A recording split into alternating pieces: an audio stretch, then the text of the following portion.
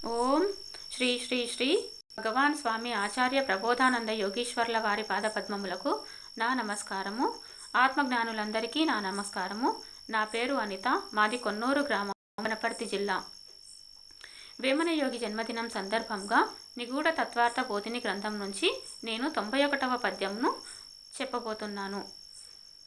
గురువు చెప్పు విద్య గురునకు తెలుసును, గురువు చెప్పు విద్య గురువు ఎరుగు, గురువు మహిమ పరమ గురువునకు తెలుసును, విశ్వదాభిరామ వినురవేమ.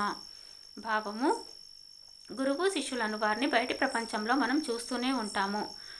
అయితే శాస్త్రబద్ధంగా చెప్పాలంటే గురువు చెప్పు వాక్యములు ఎవరూ చెప్పనివిగా, ఎక్కడా చదివినవిగా ఉండకూడదనుట నియమము.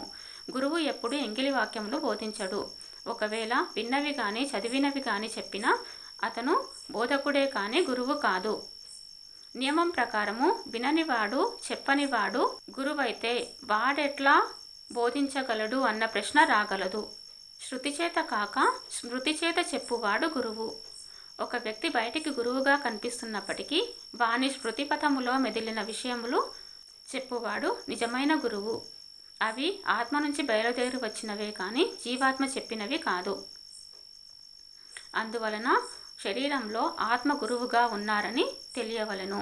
ఆత్మ చెప్పు విద్య ఆత్మకే తెలుసు కాబట్టి గురువు చెప్పు విద్య గురునకు తెలుసును అన్నారు. ఆత్మ చెప్పు విద్య ఎప్పటికైనా ఆత్మకే తెలుసును కాబట్టి గురువు చెప్పు విద్య గురువు ఎరుగు అన్నారు. ఆత్మ మహిమ పరమాత్మకు తెలుసు. శరీరంలో ఆత్మ గురువుగా, పరమాత్మ పరమ గురువుగా ఉన్నారు కాబట్టి గురువు మహిమ పరమ గురువునకు తెలుసును అన్నారు అని తెలియవలెను.